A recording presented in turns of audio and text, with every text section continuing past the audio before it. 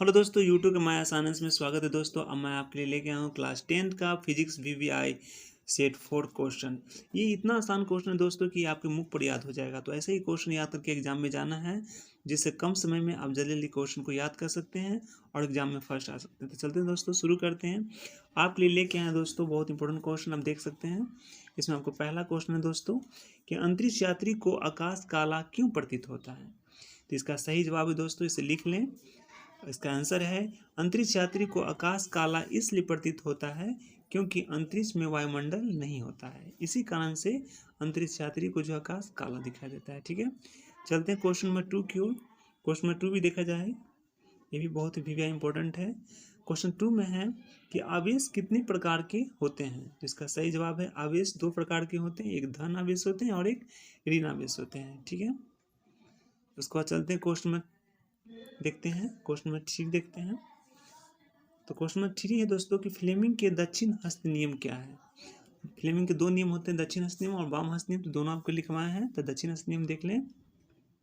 तो फ्लेमिंग का दक्षिण हस्त नियम है, आप देख सकते हैं। फ्लेमिंग का दक्षिण हस्त नियम है क्या है।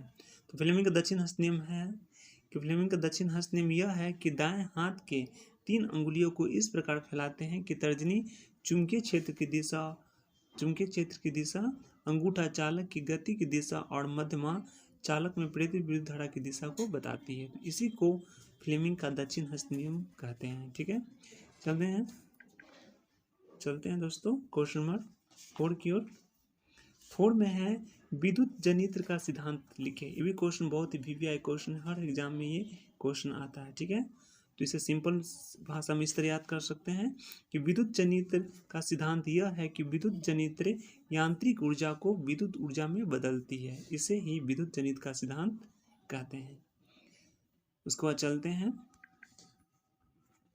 फ्रेंड क्वेश्चन नंबर 5 में। क्वेश्चन नंबर 5 में है कि जीवाश्म ईंधन किसे कहते हैं। तो ये भी क्वेश्चन इंपॉर्टेंट है। तो जीवाश्म ईंधन किसे कहते हैं। तो जमीन के नीचे से प्राप्त होने वाले ईंधन को जीवाश्म ईंधन कहते हैं, जैसे कोयला, पेट्रोलियम, ये सारे जो है वो जीवाश्म ईंधन ही। याद करें, एग्जाम में हमेशा आता है। उसके बाद चलते हैं 6 नंबर देखते हैं। क्वेश्चन नंबर 6 नंबर है कि चालक पदार्थ किसे कहते हैं। तो देखिए, एकदम बहुत सिंपल से आसानी से आंसर आपके लिए लेके आए हैं। वैसे पदार्थ जिसमें विद्युत धारा बहती है उसे चालक पदार्थ कहते हैं, जैसे सोना, चांदी, है ना।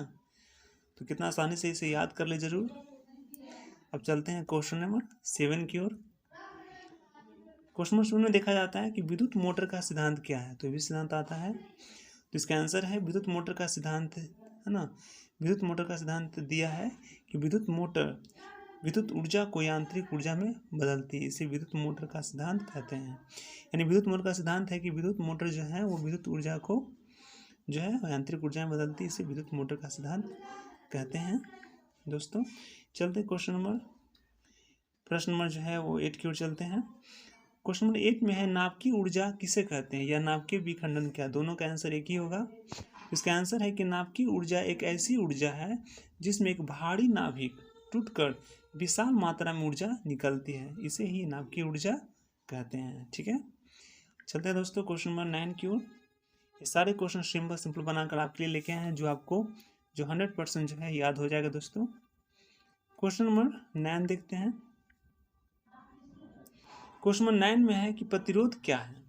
प्रतिरोध क्या है। तो प्रतिरोध चालक का वह गुण है जिसके कारण विद्युत धारा के बहने वाली धारा का विरोध करता है, उसे प्रतिरोध कहते हैं। ठीक है, उसके बाद चलते हैं क्वेश्चन नंबर 10 में। नाभिकीय संलयन क्या है। तो जिसमें 2 हल्के नाभिक जो हैं आपस में जुटकर विशाल मात्रा में ऊर्जा उत्पन्न करते हैं, है ना। जिसमें 2 हल्के नाभिक जो आपस में जुटकर विशाल मात्रा में ऊर्जा उत्पन्न करती है उसे नाभिकीय संलयन कहते हैं। तो इस तरह दोस्तों आपके लिए बहुत सा 2, 3, 4, 5 सेट बना के लेके आए हैं दोस्तों। इसे ज़रूर देखें और सारे क्वेश्चन एग्जाम में ज़रूर लड़ेंगे। हम यही आपसे कहना चाहते हैं, अगर आप फर्स्ट आना चाहते हैं तो सारे क्वेश्चन जो है सेट का सारे क्वेश्चन को अच्छा से याद कर ले, ताकि आप एग्जाम में ज़रूर फर्स्ट आ सकते हैं। और सारे क्वेश्चन ज़रूर से ज़रूर दोस्तों आएंगे और सारे क्वेश्चन भी आई हैं। तो चलते हैं दोस्तों, अगला वीडियो में फिर मिलेंगे। जय हिंद, जय भारत।